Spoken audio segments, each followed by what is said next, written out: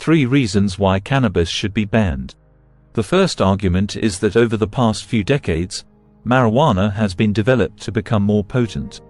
Today, marijuana is an extremely strong and powerful drug that can cause psychosis. The main active ingredient in marijuana is tetrahydrocannabinol, and there is strong evidence that tetrahydrocannabinol is associated with psychosis, independent of other risk factors. Before continuing, dear viewers, if you appreciate the content of this video and are satisfied with it, we invite you to consider the option of subscribing to our channel or supporting us with a donation. Your support is essential for the growth and constant improvement of our channel, and it will allow us to continue producing high-quality content for you. You can do it here below, through the appropriate buttons, subscribe, and thanks. Marijuana also contains cannabidiol, which seems to act inversely to the effects of tetrahydrocannabinol and has even been tested as a treatment for psychosis, anxiety, and depression. However, cannabidiol does not get you high, so over the past few decades, growers have gradually reduced the amount of cannabidiol in marijuana and increased the amount of tetrahydrocannabinol. Analyses of samples show that tetrahydrocannabinol levels have increased from about 4% in the 1990s to nearly 12% in 2014. The ratio of tetrahydrocannabinol to cannabidiol has gone from 1:14 in 1995 to about 1:80 in 2014. However, the accuracy of these tests is unknown. Overall, the latest results suggest that the greater the amount of marijuana used and the more potent it is, the higher the risk of developing psychosis. But how high is the risk of psychosis in the general population? A British study found that marijuana use increased significantly between 1996 and 2005, while the number of patients with schizophrenia, a type of psychotic disorder, remained unchanged. The risk of marijuana-induced psychosis remains high for people who already have a high risk of psychosis. For these people, marijuana accelerates the onset of psychosis rather than causing it. Therefore, as far as we know, the thesis is that if fewer people have access to marijuana, the risk of marijuana-induced psychosis will decrease. In reality, however, one could argue that the fact that marijuana is prohibited leads to an increase in psychosis. This is because prohibition makes illegal drugs stronger and more effective, allowing them to be transported in smaller quantities and sold at a higher profit. This happened during Prohibition in the United States, when super alcohol became common. The same thing is happening today with marijuana. Imagine a world where the only available alcohol is super alcohol. You can choose not to drink at all or to get as drunk as you want. This is exactly the situation many marijuana smokers find themselves in today. People did not stop drinking during Prohibition, and the numbers show that the law did not prevent the use of marijuana. Marijuana cannot be eliminated, but it can be made safer. If it were legalized, consumers would have more choice, and regulatory authorities could insist on higher levels of cannabidiol, for example. Just as many people do not drink vodka after work, many people would happily drink the marijuana equivalent of beer after work. The second argument is that marijuana is a gateway to other drugs. Legalization will lead to an increase in the use of more dangerous drugs. A 2015 study found that about 45% of lifetime marijuana users had already tried other illicit drugs. Legalization of marijuana could further exacerbate this trend.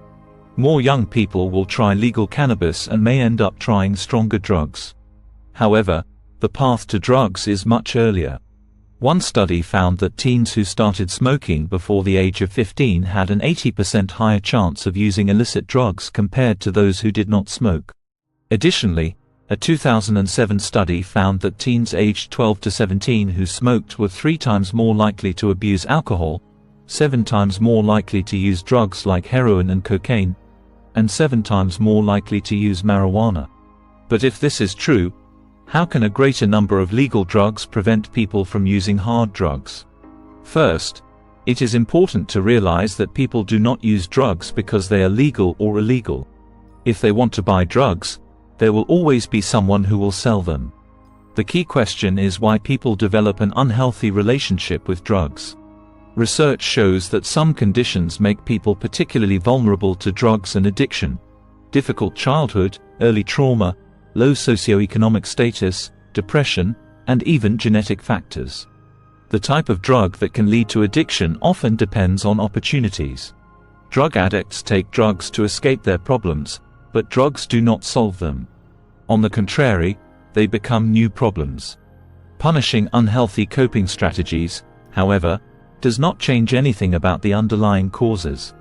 This is why some argue that a completely different approach is needed. In 2001, Portugal had the worst drug problem in Europe. The possession and personal use of all illicit drugs had been decriminalized. No one could be arrested. The authorities instead launched a massive anti-drug campaign. People found in possession of small amounts of drugs were directed to support services and helped to receive treatment and reduce harm. Drug use was seen as a chronic disease rather than a crime. The results were astonishing. By 2012, the number of people who had tried drugs and continued to use them had fallen from 44% to 28%. The use of hard drugs decreased, as did the rates of HIV, hepatitis, and overdose. Legalization of drugs will save society as a whole. The legalization of drugs can do much more good than harm to society as a whole. The third argument is that marijuana is addictive and unhealthy. It should remain illegal to limit the damage of its use. Physical addiction to marijuana, which is more psychological than physical, remains a real problem. In the last decade alone, the number of cases of marijuana addiction treatment has more than doubled.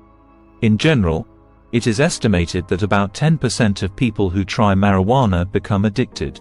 This is also linked to the increase in THC levels. A 2017 study monitored the effects of marijuana in Dutch coffee shops for 16 years. For every 1% increase in THC levels, 60 people were treated nationally. In terms of negative health effects, some studies have linked marijuana use to high blood pressure and lung problems, but a 2016 study found no link to physical health problems, except for an increased risk of periodontal disease. Some studies have suggested that marijuana use alters the brains of adolescents and reduces their intelligence, but recent studies examining alcohol use and smoking have been inconclusive. In general, studies have shown that the use of any drug when the brain is still developing is harmful, but the true harmful effects of marijuana are not yet known. As long as marijuana is prohibited, it will be difficult to obtain funding for research. For now, let's summarize what we know. 16% of those who drink alcohol become alcoholics, and 32% of those who try tobacco become smokers. We know that alcohol damages the brain, destroys the liver, and causes cancer. We know that cigarettes clog arteries, destroy lungs, and cause cancer. Every year, 3 million people die from alcoholism and more than 6 million from smoking. No one says that the fact that tobacco and alcohol are legal means they are harmless. Furthermore, despite the dangers, no one seriously suggests banning them. Legalization is a way to control them to some extent, especially to protect young people. For teens, it is often much harder to buy legal drugs than illegal drugs. Licensed dealers can be heavily fined and have their licenses revoked if they sell drugs to underage individuals. Legalization creates an incentive for dealers to be inaccessible. Legalizing cannabis does not mean condoning it, but taking responsibility for the risks it entails and opening the door to a vast amount of new research that will show just how harmful cannabis really is. Conclusion: cannabis is a drug, and like other drugs, it has negative effects on many people who use it. It is not harmless. The best way to protect society from its negative effects is through regulation and control. We would like to know about your experience regarding the topic covered today. Share it with us in the comments, and, if you have any questions, do not hesitate to ask them. We will gladly respond. Your like would be a source of satisfaction for us, and of course, do not forget to subscribe to the channel so you don't miss the upcoming publications.